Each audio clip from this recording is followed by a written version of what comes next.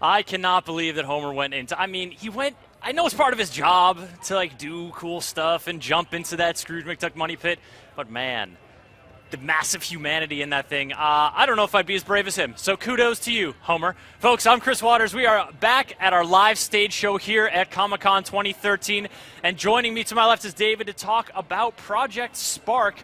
This was introduced during Microsoft's E3 press conference. It's a fantastic creative suite. It's just sprawling and wonderful and all sorts of things, but I'm going to let you do all the high praise about the game. Thank you for coming to the show. No, thanks for having us. Comic-Con's amazing, so happy to be here. Have you been to Comic-Con before? I've not been to Comic-Con before. It's pretty incredible, isn't it? It's insane. Yeah, we were just talking backstage that it makes E3 look civilized. It does. Well, it's also, it's open to the public, so it's definitely, the broader range of humanity coming through, but also everyone's much more exuberant, most of these people aren't working. They're here to enjoy. There's so many of them. It's just insane. But yeah, it's pretty fun. And so you got Project Spark here. You're showing it off to some folks. But it's for people who maybe didn't tune in during E3, I gave a totally not complete, shall we say, summary of what the game's all about. But give us a spiel. So Project Spark, which we're thrilled to be able to reveal, is an open world digital canvas that allows anyone to create, play, or share virtually anything they can imagine. And that's really the essence of what we're trying to, educate people on, what our project is. It's a project that we've been working on for about 2 years. The studio that's building is Team Dakota, which I'm one of the producers. And we are located in Redmond, Washington, an internal studio at Microsoft. And we came together to build this product, to build a product that allows creation and give it to the end user. And so, when you're talking about a creative game, there's letting people create their own games, there's letting people create their own worlds, there's letting people create their own characters. There's sort of there's a lot of creativity that goes into making games, and Project Spark is sort of runs the whole gamut. Yes, absolutely. Right? No, I mean, we you've seen it with any game that has UGC out there. People are yearning to express themselves through UGC. And this content that comes out, and it's kind of siloed in certain things. We have really opened that up. The core game is this, to give this tool out there. So if you want to create a real-time strategy game versus a retro shooter, you can do that. We've really opened it up.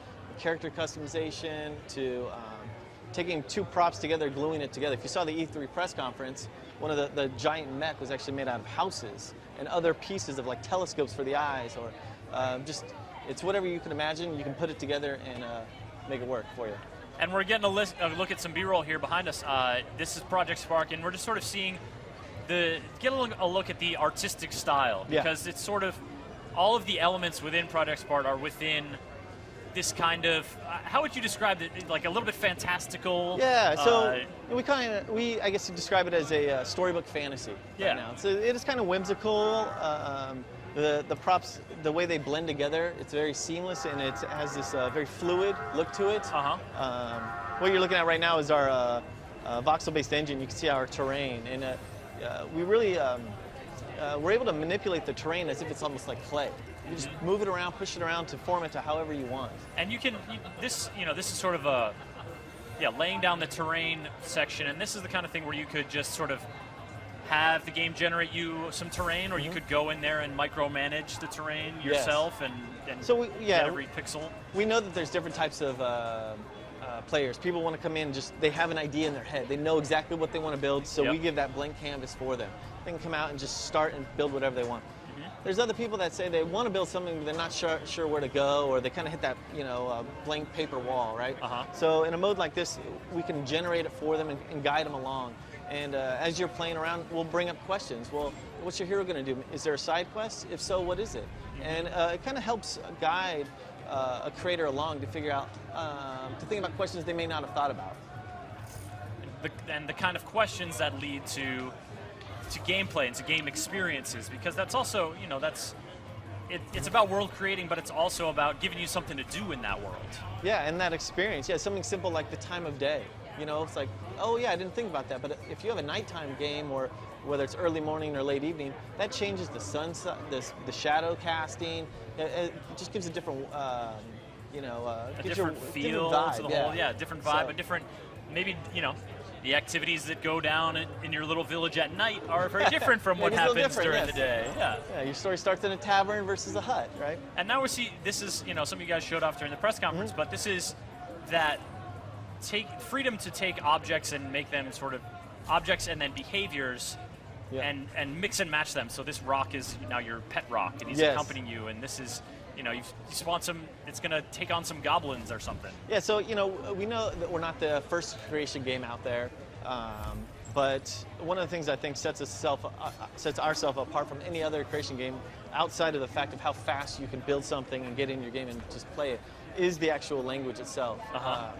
We were inspired by a project called Kodu, which is a visual-based programming language that Microsoft Research developed a few years back, and it's been in schools. Hundreds of schools are using it. I think over 1 million kids have actually been using it. Cool. And we saw great rewards that people are actually adopting this visual language. We've taken that and really just, put it on steroids. It's like almost, Kodu 2.0 for just the language aspect, outside of all the terrain and other tools we give you. Yep. But there's a condition side and an action side. So when this happens, do this. So like when left stick, do move, and your character will just move. It just works. It's very approachable, where you can come in and just start tinkering around, moving things around, or if you want, you can go super deep with it as well. Now, we've talked a lot so far and about the sort of creative impulse of Project Spark, and certainly that's a huge part of this game, but there's also enjoying the creations. This when you have when you're trying to engender a community of creators, you got to give them a platform to share all that stuff. Yes. And so that's baked right into Project Spark as well. Absolutely. It's a great point. I mean, that's really the culmination, is our community. You can create something, you hit share, and anyone with an Xbox 360, Xbox One, or Windows 8 will be able to play it instantly. Okay. Which is phenomenal. And that's cross-platform. If I create something on my Xbox One, a 360 player, a Windows 8 tablet user, they can all experience that. Yep. And then your profile, we can see it through our website, which will surface our community. You see all the content that they have. Your profile on the website is your soapbox. Yep. You can see all the content that you created. People can comment on it. You can respond to your own forum posts about your own game there. This is your You can engage people about what you've created, not just put it out there and see how many stars people rate. Yeah, and you can respond to it, or they make a comment. You can go in there and alter your own game and republish it back up to the feed. It's really breaking down the barriers of the platform, as well as the game itself, breaking down the disciplines of artist versus engineer and designer. That's interesting. You make me think of that kind of collaborative effort almost. That makes me think of a lot of indie development teams. They don't necessarily live all in the same physical location, and so they use that as a way to sort of work on the same project and share it digitally. Is there a way that people in Project Spark will be able to share creative access to their project? Sharing is the essence of it. Yeah. So I'm at Comic-Con right now.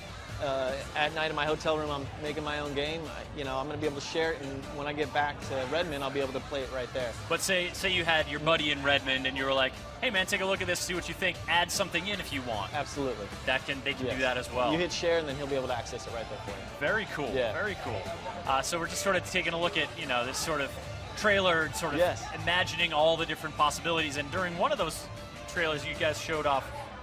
One of the first things that happens with any user-generated content type game is someone makes Mario 1-1, someone makes Pac-Man or Space Invaders. So we saw some inspiration there, saying like, look, you could imitate something that's out there, use it as an inspiration, or it's funny you mention that, because people when they first get the tools, they make what they know. Yeah. Like, oh, I love this game, and they do. It's a lot of homages. Yeah.